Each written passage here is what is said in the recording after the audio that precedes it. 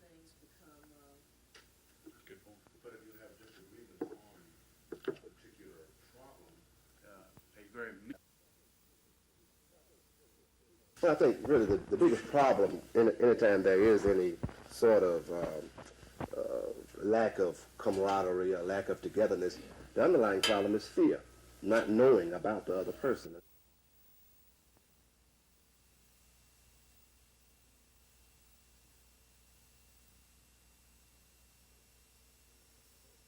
And Joe touched on that earlier, that we are there to get information, but we're also there to inform those that are there that we are concerned about the issues.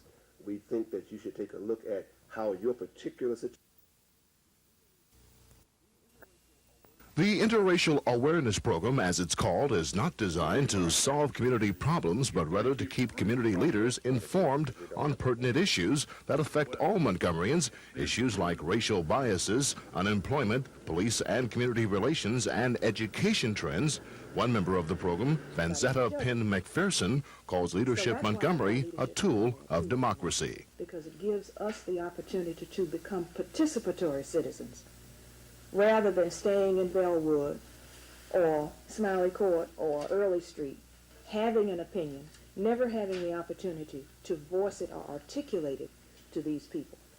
Another member, Mike Jenkins, says the program puts Montgomery ahead of other cities. I am a firm believer that Montgomery is going to be the bell cow in leadership, not only in our state, but in our region. Tomorrow, the Interracial Awareness Group begins a series of visits to the neonatal unit at Baptist Hospital, a tour of Montgomery's home for the elderly, and a closing session at the Dexter Avenue King Memorial Church. Chet Johnson, WSFA TV News. Leadership Montgomery has sometimes functions as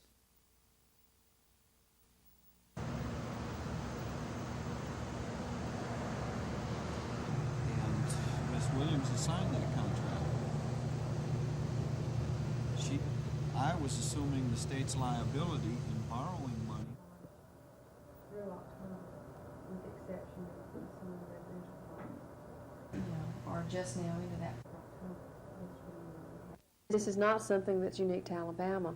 What I couldn't say for a fact is whether or not they're having as much trouble paying their obligations. Other states typically have more money in terms of state dollars than Alabama.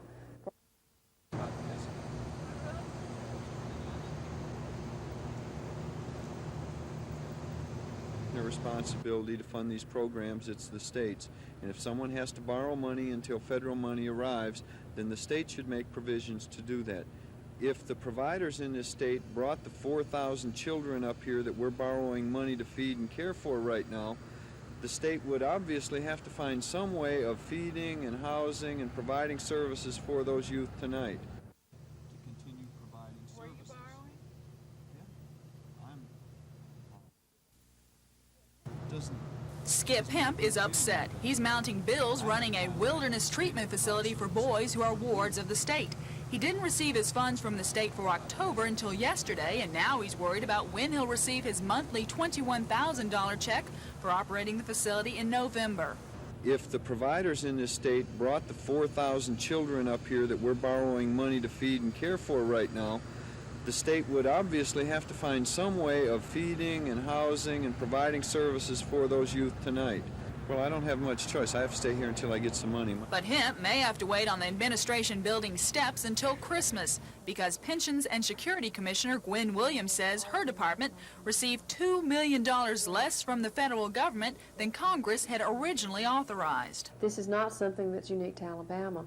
What I couldn't say for a fact is whether or not they're having as much trouble paying their obligations. Other states typically have more money in terms of state dollars than Alabama.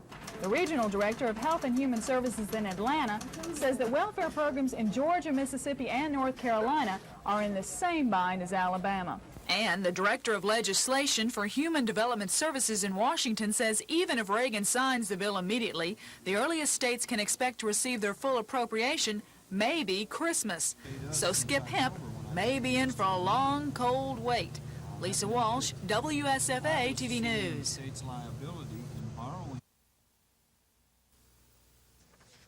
give that to you as a little tribute on the part of the feeling of people of Alabama. Passed away in this field are young. Tell your family hello. Is Irma R. Cosby a copy of our act, a 50,000 passed by any state, and Dorothy H. Biles of Hartsville is a witness.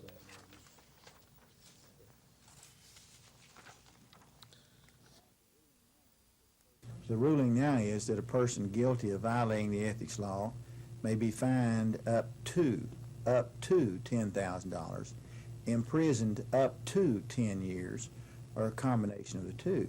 Well, that allows a judge to set a minimum of some amount, $1, a jail 1 day, all the way up to $10,000 or 10 years in jail.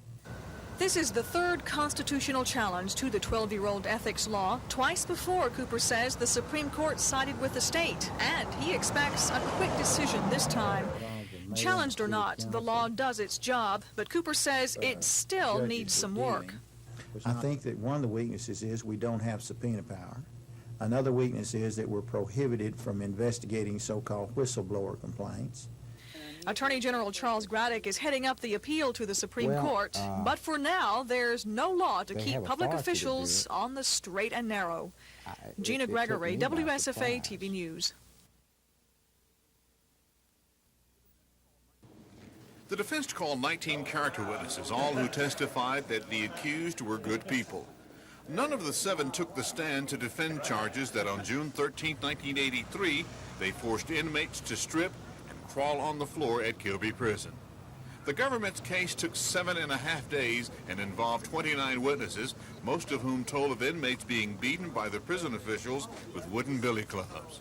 During closing arguments by federal prosecutors, the jury was told they should question why not one of the defendants was willing to take the stand to deny the charges. Defense attorneys geared their closing statements toward trying to convince the jury that prisoners can't be believed. They charged that on several occasions during the trial, inmates were caught lying about what actually occurred at the prison.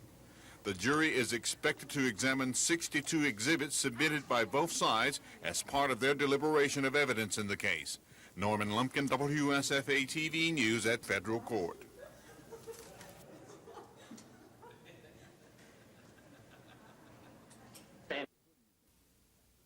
What do you think the impact of these proceedings here will have on treatment of inmates in Alabama's prisons?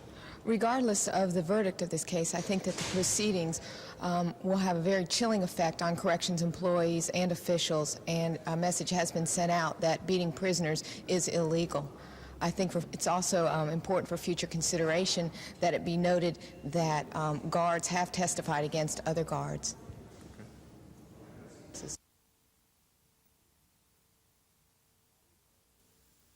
Facts are there or whatever.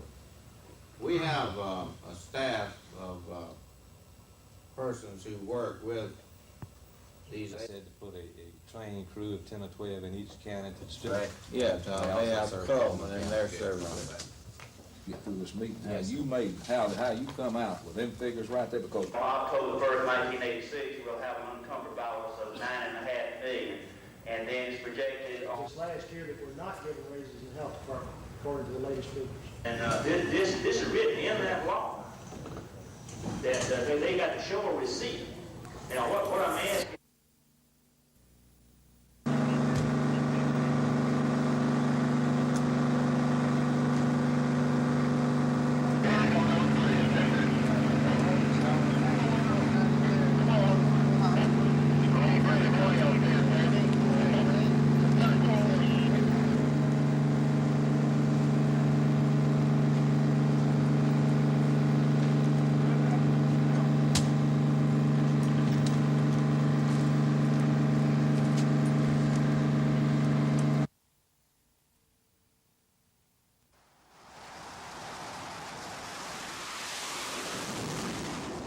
When we arrived on the USS Lexington, the carrier was described as the most dangerous place you'll ever be.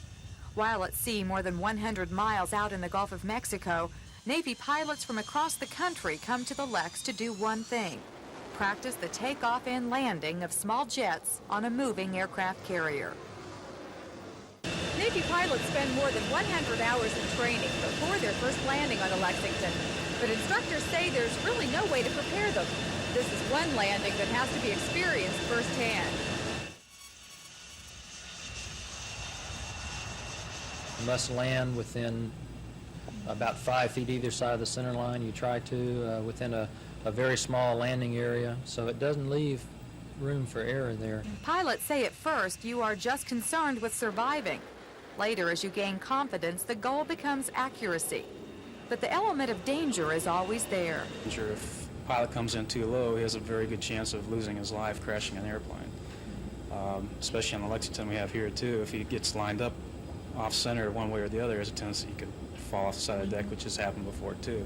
A steam-powered catapult propels the jets off a 910-foot runway. This is considered the most demanding type of flying in the world. Even for a seasoned pilot like Tom Mitchell, who has more than 1,000 landings, no two are ever the same. You always should have an apprehension in the pit of your stomach every time you come aboard the ship, day or night, because the environment can always jump up at you. Aboard the USS Lexington, Carrie Gordon, WSFA TV News.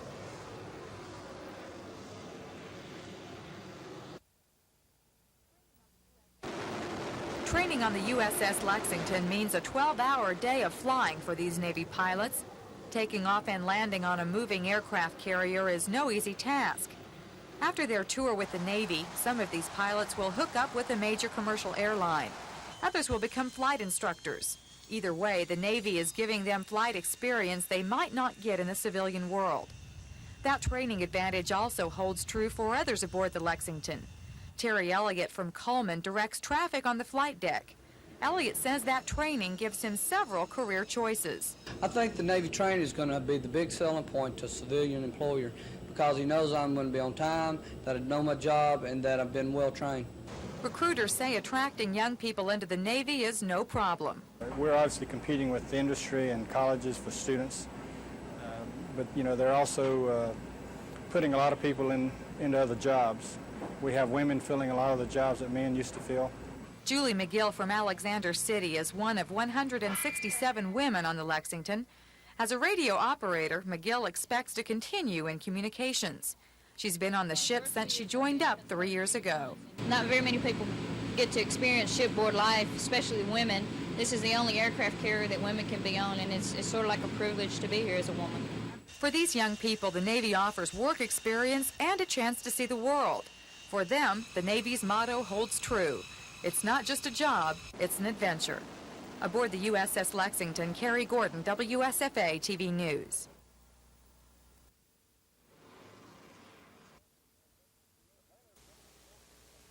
Atlanta's Dominique Wilkins comes up with a steal, gives it to teammate Spud Webb, who motors down court, throws in a beautiful over-the-shoulder pass to a trailing Wilkins for the slam. The Lakers' Magic Johnson makes two beautiful passes versus New Jersey.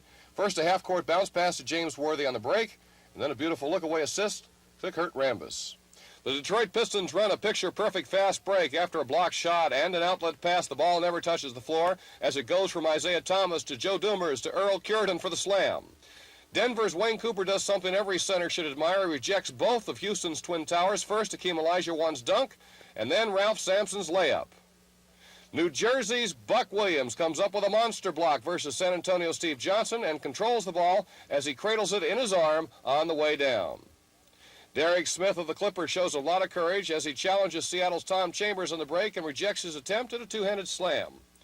Philadelphia's Julius Erving may be the NBA's oldest starting forward, but he can still shake and bake with the best of them. He never breaks stride, goes behind his back, faking the defender right out of his socks. And talking about finishing off a break, watch Portland's Jerome Kersey take off after a Sam Bowie block and throw down a crushing tomahawk slam. Milwaukee's Craig Hodges will throw up a half-court hook shot a la Meadowlark Lemon, and it hits nothing but net as it comes down. That's what you call shooting from the hip. Jack Gregory, NBC News. How's that?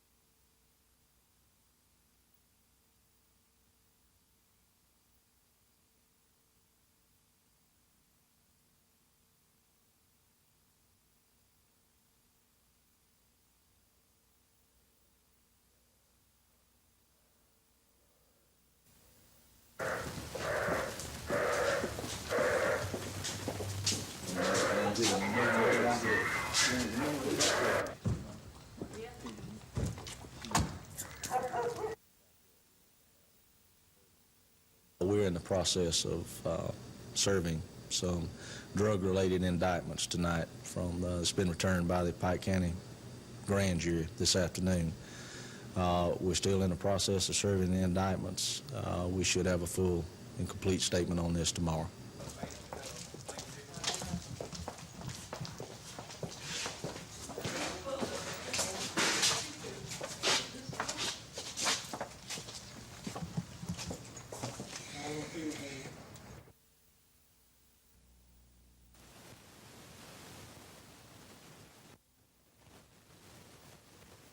The children need good books if they're to become.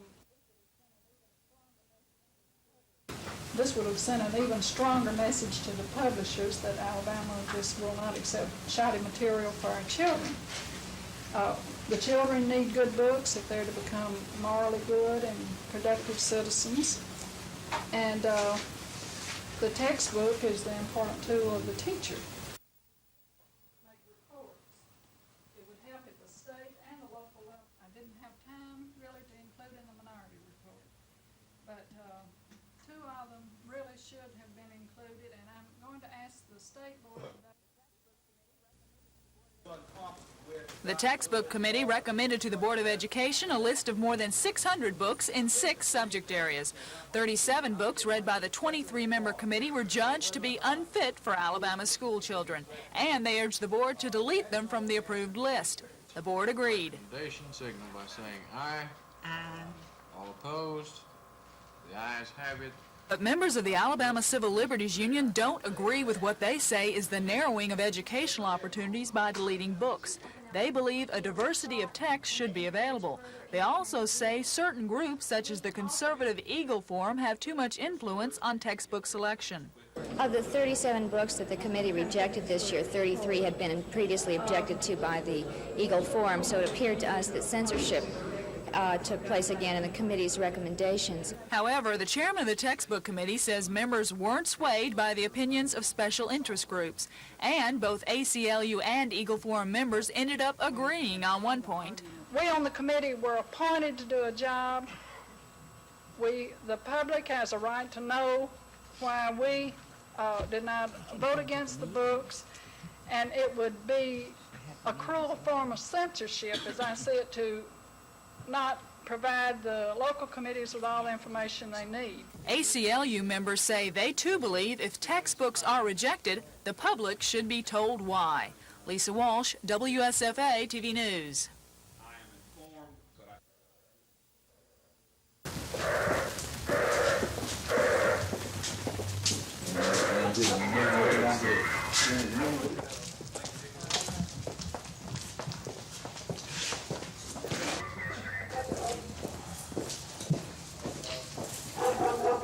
We feel that we've been very successful in hopefully curbing drug traffic in the cities of Troy and the city of Brundage, and especially the cocaine traffic in and around the Pike County area. I hope that the actions of the last 2 days, actions of the grand jury, that these indictments and subsequent arrest will serve notice that the sale and distribution of drugs will not be tolerated in the city of Troy, Alabama.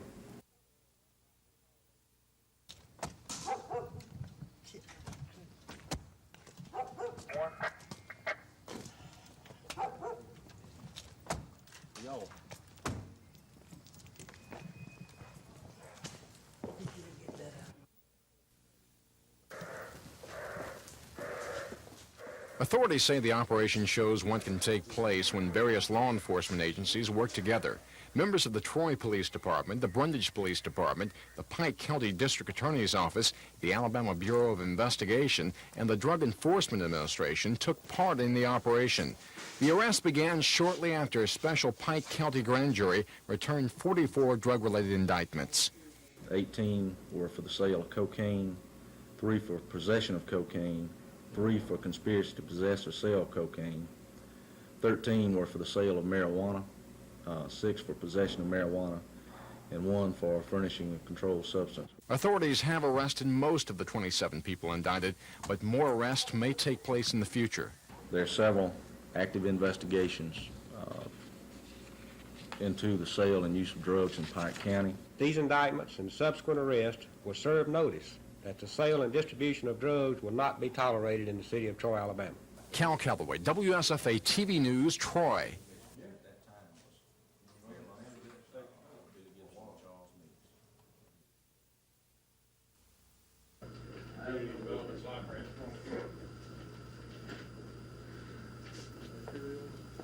And would also provide at that point a motion to adopt the resolution. It would involve $126,157,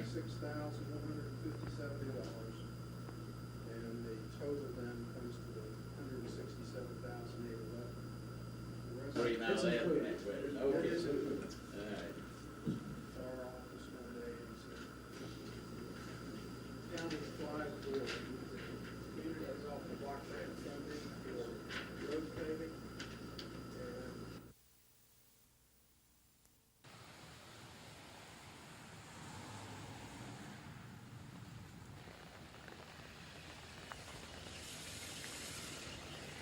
Once we had lunch together, and that's all. We had lunch together with a number of my friends. Had lunch together with a number of your It's good to friends? see you here. Well, we were just wondering if maybe you were discussing we politics. had a good lunch today with my friends, and it's good to see you folks. You're not ready to tell us about an No, announcement? I don't have anything to tell you. I've been talking on matters involving another plant on the telephone after I got through there, so I don't have anything to tell you except I had lunch with some of my friends.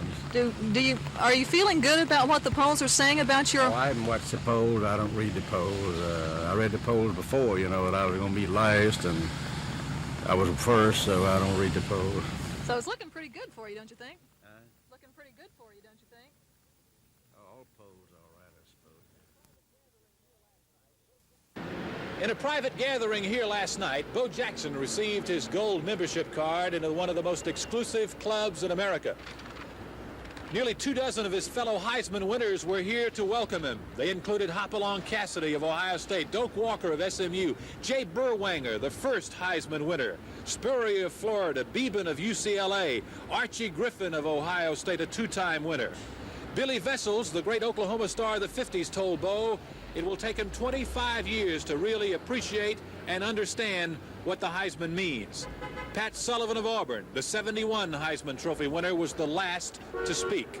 I just told him that Bo is such a class guy and the way he handles himself. I don't really have to speak for Bo or tell them anything. They can see it. It rubs off by the way that he talks, the way he handles himself, and it's just special to have Bo up here. I think he's got great character. I love his attitude towards life, and towards his family, and towards kids. And I think he's done an excellent job, and I think he will continue to do so. I'm going to try to uphold the tradition of the Heisman Trophy winners for the rest of my life. And I think you recall you said there's some big footprints in the sand. Yes, they are, and I'm just going to try to follow in them. I'm not going to try to fill them because I know that will be a hard job. Tonight, Bo Jackson will receive a replica of this famous Heisman Trophy at a black tie gathering at New York's Hilton Hotel. We'll be there, and we'll have the story for you tomorrow night. With Vic Irving, this is Phil Snow reporting from New York City. And to our knowledge, Montgomery County is the only county that provides this service at no cost to its citizens and without a special tax or fee to finance the installation.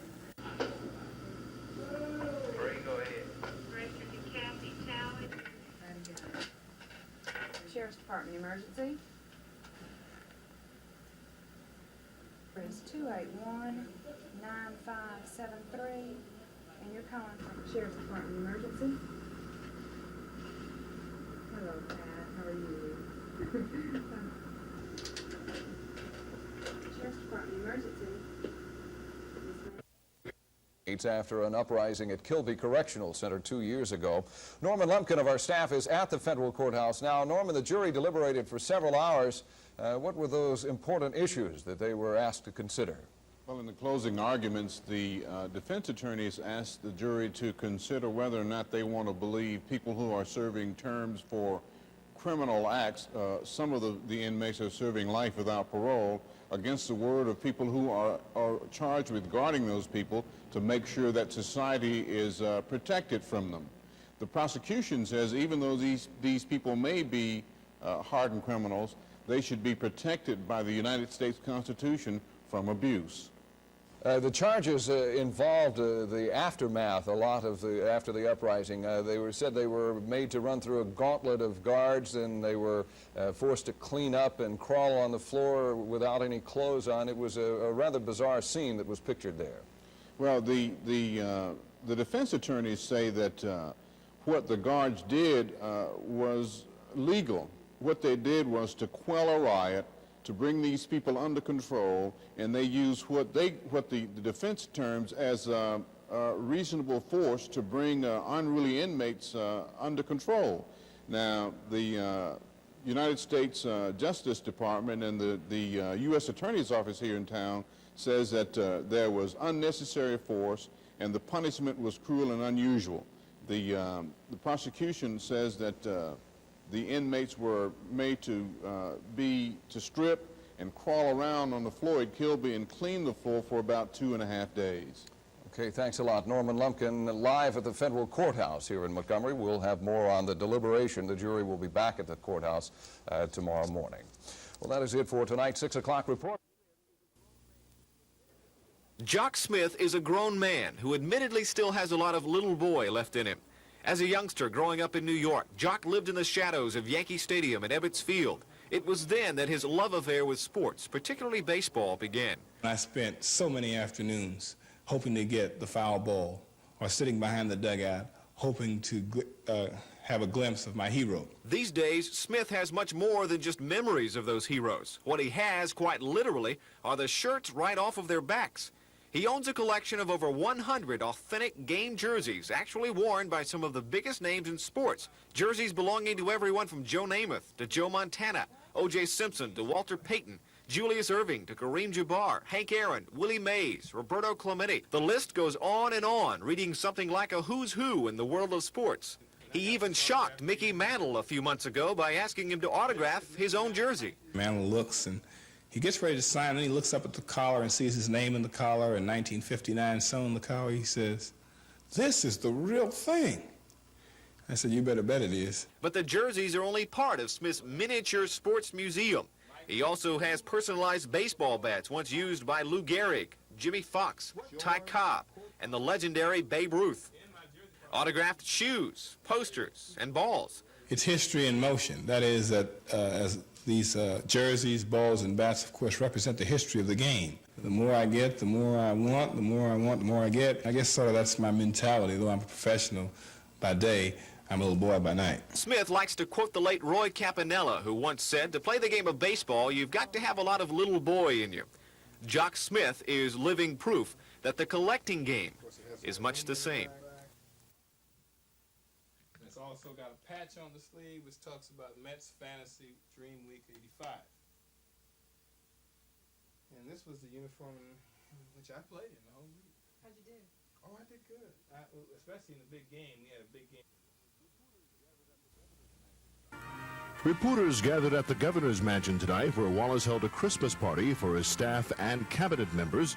Reporters waited more than a half hour in the rain before Wallace Press Secretary Billy Joe Camp played a tape recording of the governor where he hinted of running for another term by saying he's enjoying this Christmas at the mansion.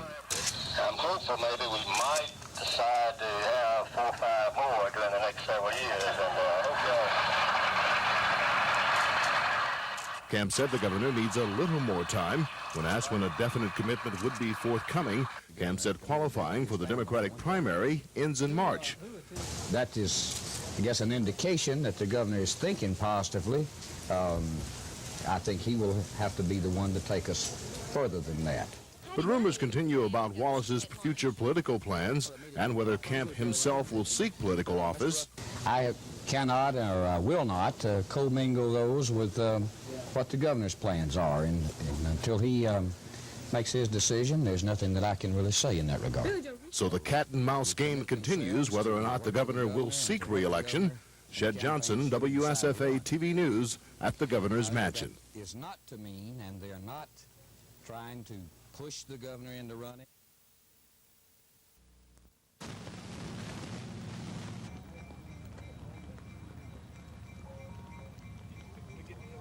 They ain't gonna beat you out, Jimmy.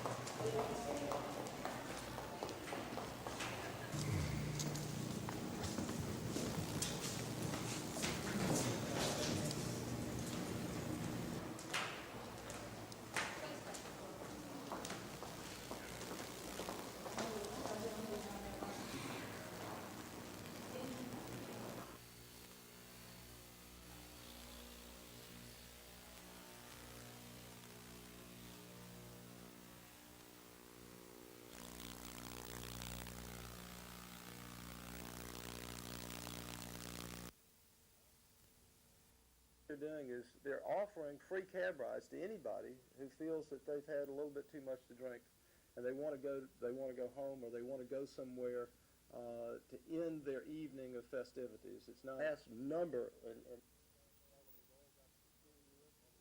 It's a problem we've all got to contend with, and if we want to back off and say it's an impossible task to handle because the problem is of such huge proportions, then we'll never see results come from our efforts. If we want to leave it to law enforcement and courts to handle, I pretty much believe that it'll remain a problem with us for years to come.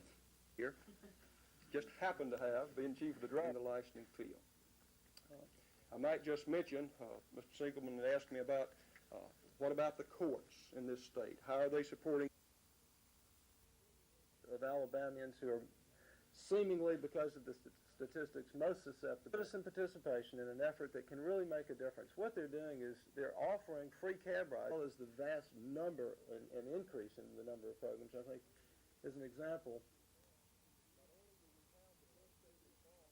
Not only will we have the birth date embossed on the new license, there will also be a star appearing to the right of the birth date to indicate that the holder of that license is under age 21. As a flag, as an indicator to the servers and sellers of alcoholic beverages that license needs to be checked very closely, because that license was issued to an individual under 21. Licensing field. I might just mention, Mr. Sinkelman had asked me about what about the courts in this state? How are they supporting the DUI law? We still call it a new DUI law, even though it passed in 1983. Prior to 1980, we were getting a conviction rate of DUIs in this state.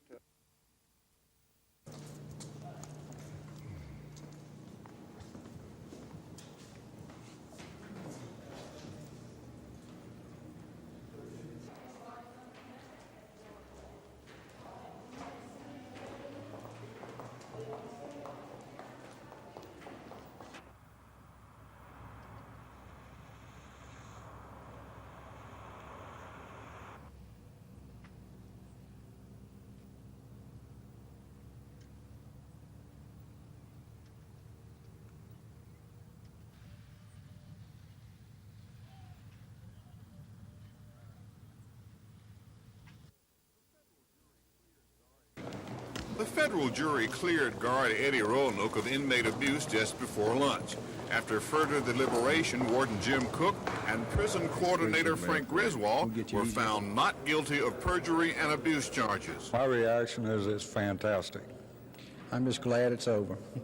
After further study of evidence, the panel told Judge Robert Varner they were deadlocked over the 4 other defendants' cases. Judge Varner then declared a mistrial. Attorneys for the 4 were optimistic that the government was finished with the case. From here, I predict there will be no other trials. The evidence is not there, never will be there. There will not be any convictions. Yes, and After the long investigation by the government, I'm sure that they will see that they just don't have a case. Federal prosecutors had no comment about the outcome of the case, so it is not known whether or not the 4 officials will be retried. Norman Lumpkin, WSFA TV News at Federal Court. The so-called Coleman regulation is a result of several lawsuits nationwide, where farmers claimed the Farmers Home Administration's deferral program was inadequate. A court ruling directed the federal government to come up with specific regulations. Now, as a result, come December 31st, 1985, every farmer who owes FMHA $100 or more will receive a notice listing 7 ways the debt can be handled. Farmers Home Administration officials say there's no way to know just how many farmers will owe money on that day. The report that we're going to operate from is December 31st, 1985. Obviously, ladies and gentlemen, this is not December 31st. I don't even have that report in hand. Because of the lawsuits, Farmers Home has not foreclosed on anyone in the past 18 months. Under the new regulation, such adverse action will start again. And it would be immoral and unethical for me to sit here and tell you that everybody in Alabama is going to be helped under these regulations. Ritchie says this regulation will make it clear exactly what choices a delinquent farmer has, but it also indicates a tightening of the credit money flow from Washington. Carrie Gordon, WSFA TV News.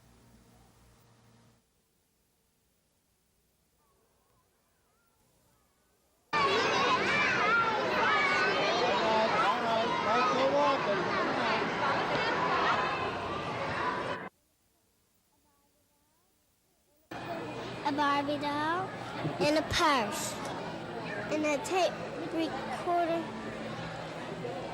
like my brother has, a He-Man and a Transformer, G.I. Joe, and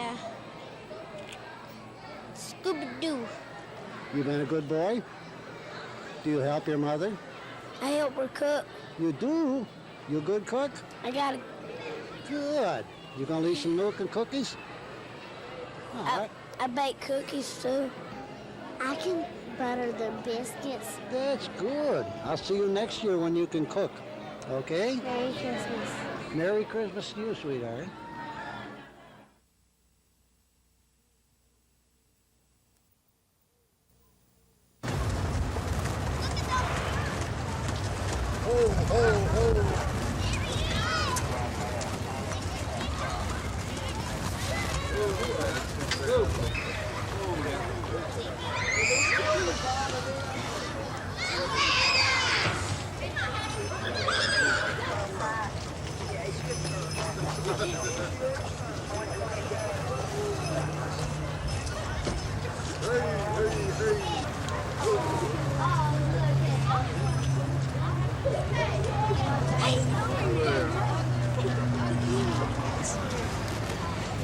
Hey, you done got my present this year.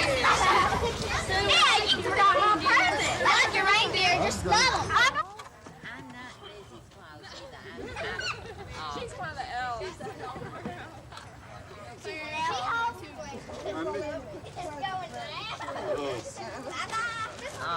Merry Christmas.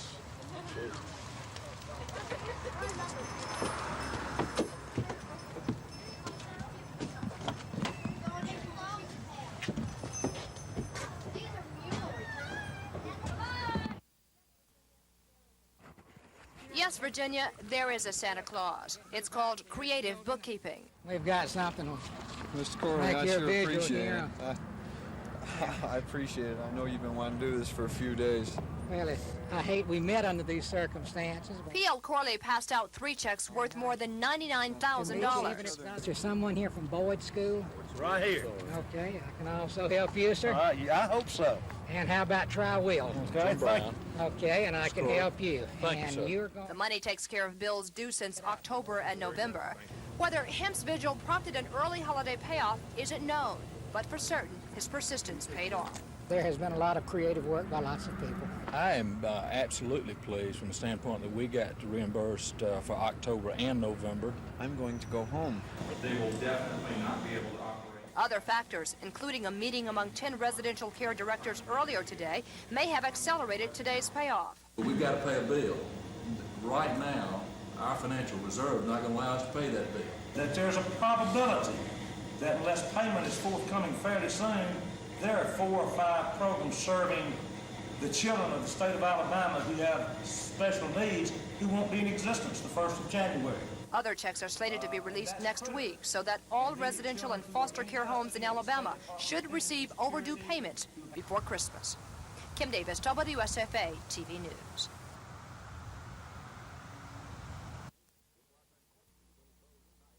It was unquestionably Bo's night, though he shared it with some of football's greatest names. 19 of the 50 former Heisman winners were there, including the most recent honorees, Doug Flutie and Herschel Walker. Eddie Robinson of Grambling, the winningest coach in college football, was warmly received and one of the featured speakers. And football has taught me the meaning of being an American. It has taught me the price of the American dream. It has taught me how to get the most out of the American way of life, that is, to understand the system. It has taught me that I must be an American, think like an American, walk and speak like an American, that I must have as much love for this flag and this country as anybody else. Lou Holtz, the new Notre Dame coach, addressed the gathering. We open up with Michigan, followed by Michigan State, Purdue, Pittsburgh, Penn State, SMU, Air Force, LSU, Southern Cal, and the Chicago Bears, in basically that order. And his compassion for his country and his community. Never has there been a guy that I've ever been around that's ever done more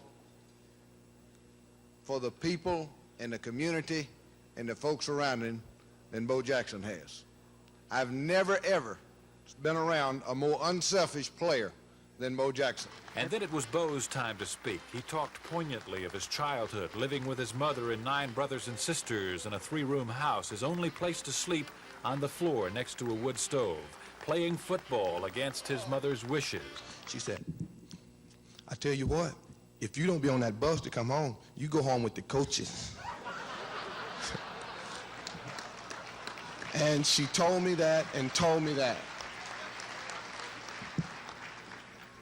And every day about 5:30, coaches pull up and they would put me out. They would never get out to speak to my mom. They'd just slow down about 35 and let me get out, go on about their business. And then Bo laid to rest the endless comparisons with Herschel Walker. And the only way that I see that Herschel and I are different is I'm prettier. You can sit down now, thank you. He ended as he began, thanking Jesus Christ for his talent. This is Phil Snow, WSFA TV Sports, New York City.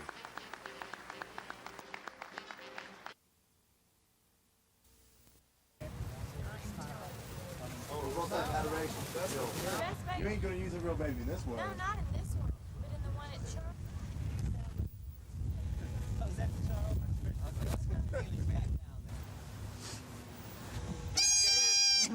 It's like it's cold.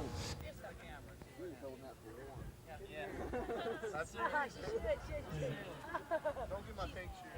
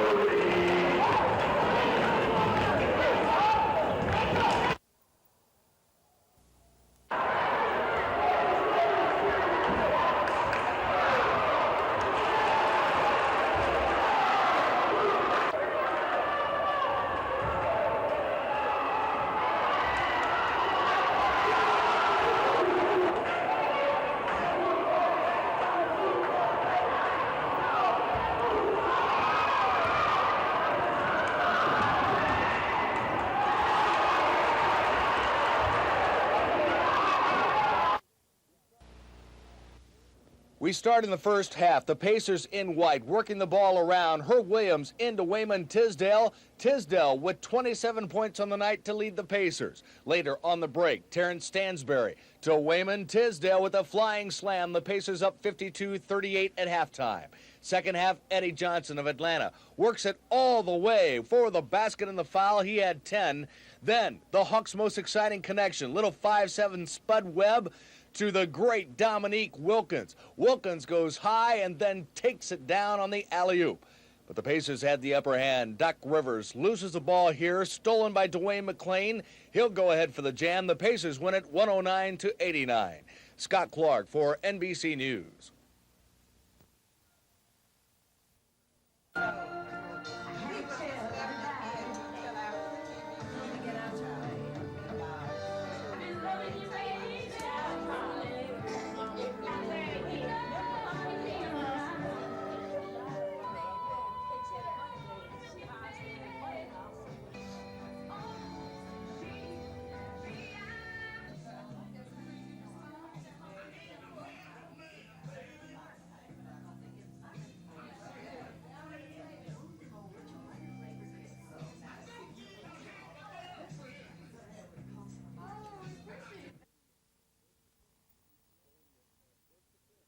saying that on a first offense for DUI, the person would lose their license mandatorily for 90 days. Not a long time, but at least something to say to them, if your license is important to your occupation and if it's important to your lifestyle, you shouldn't drink and drive and endanger your life and the life of everybody else on the highway. That conviction rate, by the way, has stayed high. It's still 88 to 90%.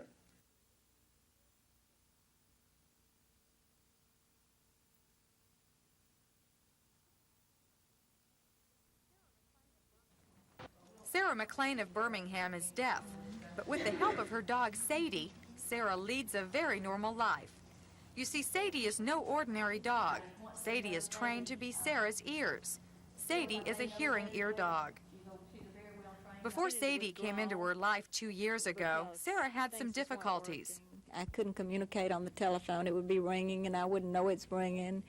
And I know the light's on. And I would burn things on the stove, and I would be running up and down the steps because I wouldn't know the dryer was going on, and just a lot of frustrations in life that Sadie has eliminated for me. Sarah told her story to the Alabama Alexander Graham Bell Association for the Deaf this morning.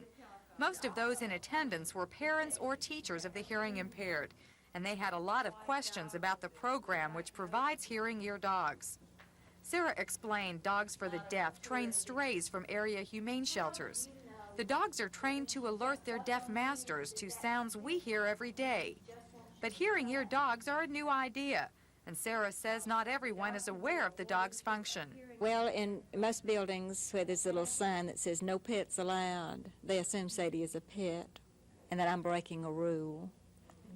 That's understandable, but they don't know that the orange collar and leash identify her as a hearing ear dog, and there's ID on the collar, because they look at a hearing impaired person and they don't see deafness. You can look at a blind person and you know. Sarah says she would recommend a hearing ear dog to any hearing impaired person who likes animals. The dogs are provided for free, and you can get more information by writing to Dogs for the Deaf, Jacksonville, Oregon, 97530. Carrie Gordon, WSFA TV News. Learn about staying in his seat, and Sadie is really helping him.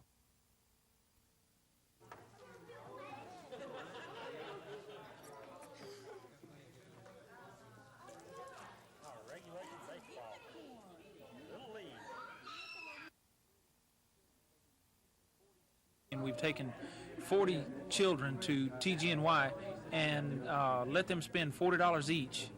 And when they complete their shopping, we bring them here to First Alabama Bank and we feed them lunch. We've got Lee's Chicken supplying all the food, and we have Santa Claus. When they finish eating, we let them watch cartoons and some Christmas shows, and then we have Santa Claus present them with a Christmas stocking and filled with little toys from Sears, and Winn-Dixie gives the stockings, and take the picture so they can have a picture of the event when they go home, show their parents and the rest of their family. Okay. Thank you very much. You have a Merry Christmas. Come right up here. What's your name? Candy. Nice, Candy. How old are you? 7. What you want for Christmas?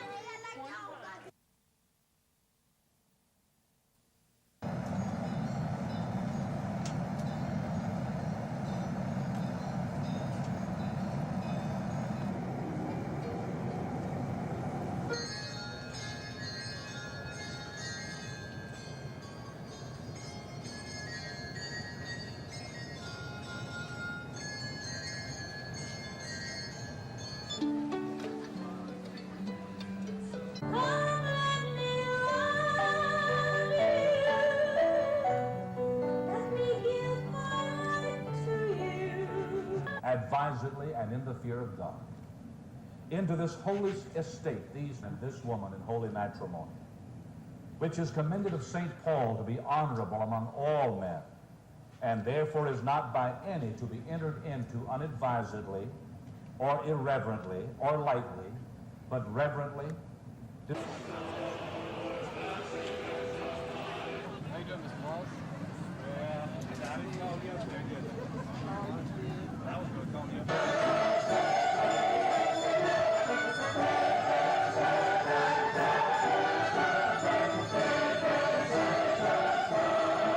Ladies and gentlemen, Mr. and Mrs. Thomas E. King.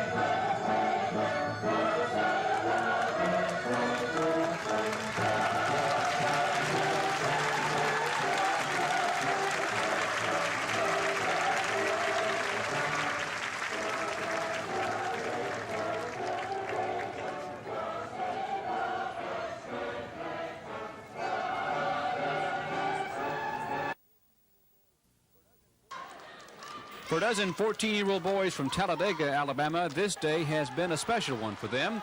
Their team was one of 9 that was invited to take part in the blue-gray wrestling tournament.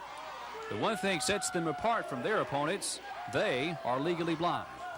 Well, I had RP, and you know that's where when you go out the door without any sunglasses or anything on, the sun blinds you. When you come back in, you have to wait a minute for you can see real good, so your eyes can get adjusted to not having the sunlight. And I ended up running into stuff when I walked back in. I ran into a door and messed up my eye. And and when I found out about it, it was too late. And I had to have surgery, and it didn't work. And so that summer I went blind. Jeff is a junior high wrestler for the Talladega School for the Blind. The tournament today against public schools is one of a few they play in year-round. Normally their competition is against other blind schools. But don't think for a minute they shy away from the competition. Wrestling is a sport, believe it or not, that the legally blind have an advantage in.